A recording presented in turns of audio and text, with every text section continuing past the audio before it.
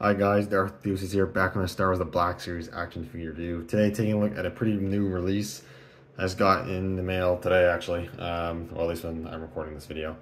It is the Magnaguard from the Clone Wars, the packaging says, but you could say Revenge of the Sith too, I'm sure. But this is a figure that I was definitely looking forward to. The Magnaguard is probably one of my favorite droid designs in Star Wars. But after I'd seen some reviews before getting this figure and then getting this figure in hand, it's still cool. It's not a terrible figure, but it's got a lot of problems, unfortunately. And some of it's just the nature of the carrot droid design. A lot of the Separatist droids just don't have the most ideal designs that translate well into figures. Just is what it is. But I feel like they still could have done better than what we got here, unfortunately. But just standing there and just taking a look, it does look good. The figure looks nice. So that is something at least. I do like how the figure looks. The head sculpt, I think, looks really good. The sculpting looks great. The paint looks really good. It's got that little cloth wrapping around the head. It's plastic on the actual head sculpt. It does seem like it's a separate piece. It might be removable. I haven't tried doing that yet. But I think it is a separate piece that it can be removed. It might be kind of a pain in the ass to do it. Then as you can see, it does have the soft goods cape that goes over the shoulder. It's got the nice printed lines there that look kind of cool, but I will say, I don't know, I feel like the cape is like really big. Like it hangs at the right height, but the shoulder part and going in and then at the front, I don't know, it feels like it's large. I don't know, but the material itself like feels like it's pretty decent quality. I think it looks all right. I feel like the stitching at the top where the shoulder is bunches up a bit, making it a little more bulkier than it should. But, you know, soft goods at the 6-inch scale aren't going to be perfect anyways, especially at mass retail release domestic figures. But flipping up the soft goods here, you can kind of see the details. They did go with the white looking Magnaguard droid, which is cool. I guess this is, I think, seen in the Clone Wars. I don't think it's seen in Revenge of the Sith. I think they got a more grayish, bluish look in Revenge of the Sith, but I could be wrong. But I like all the mechanical detail around the waist and around the neck. That looks really nice. I like all the scuffing and battle damage to the droid. It makes it look worn and seen some action, which is great.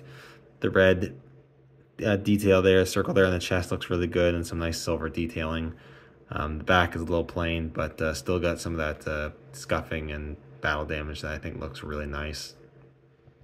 Hands look good, and the legs look pretty good with some silver knees and then the gray feet. One thing I will say though is that I don't know like how this would even be warping in the packaging because it's wrapped up pretty tight, but like I don't know, it's just because of the design of how spindly the limbs are, but you can see like how like bent the limbs are, like both arms are going like outwards when they should be going straight, and on this side the wrist is like curving outwards as well, which looks really weird. I don't know why it's like that.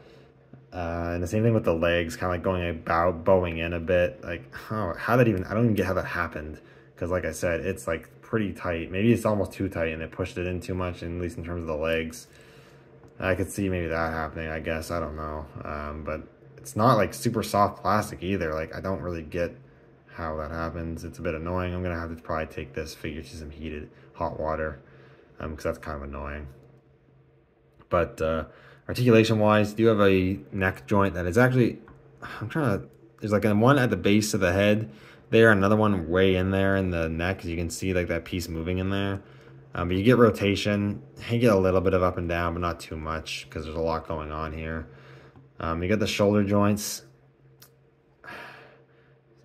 You'll see one of the biggest issues of the figure is that the shoulder armor likes to pop off really easily. But there is a shoulder joint there, and there's also a connected by dumbbell joints. You do get some pivot and some shifting around there. But the shoulder pads are just a soft plastic, and then they have these little tiny pegs that they're supposed to plug onto. But it just doesn't work. Like the pegs are too small and the shoulder pads are too soft of a plastic where they just don't connect securely. So they just pop off super easy when you're trying to pose this, making this really not fun to pose. I honestly, there's a good chance I might just glue these shoulder pads in place because they're soft plastic anyway. So if they move, they'll just get out of the way. So I honestly don't know why they didn't just glue them on themselves. The whole hinge thing, I feel like they're trying to make it more engineered and just ended up failing. It just doesn't work the way they intended, unfortunately. But you have a single hinge at the elbow that goes a bit past 90. There's a rotation there as well. The rotation at the wrist. This one's pretty tight.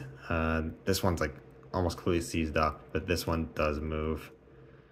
And then you also have a wrist swivel as well as an up and down hinge. So you can actually get the wrist swiveled, so you can either have a vertical movement at the wrist or an in and out, depending on what you want. So that's nice. Torso joint rotates. These back plates and the front piece are made of soft plastic, so they won't break or get out in the way or anything like that. Goes up a bit, doesn't go down that much. Pivots just a little bit. Hip joints, you have like a dumbbell joint there. They don't really move out that far, honestly, which I don't know how you would make this so they could move more, but this is a bit disappointing. These are pretty acrobatic droids, and the fact they can't spread very far is a bit of an annoyance. They do rotate a lot though, and they shift a bit. There is no like thigh swivel, which is kind of interesting. At least I don't think so.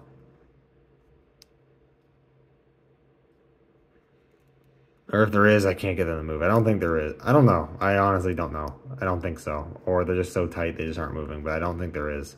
Single hinges at the knee that go a bit past, yeah, a bit past 90. And you have hinges at the ankle that go up, that go down.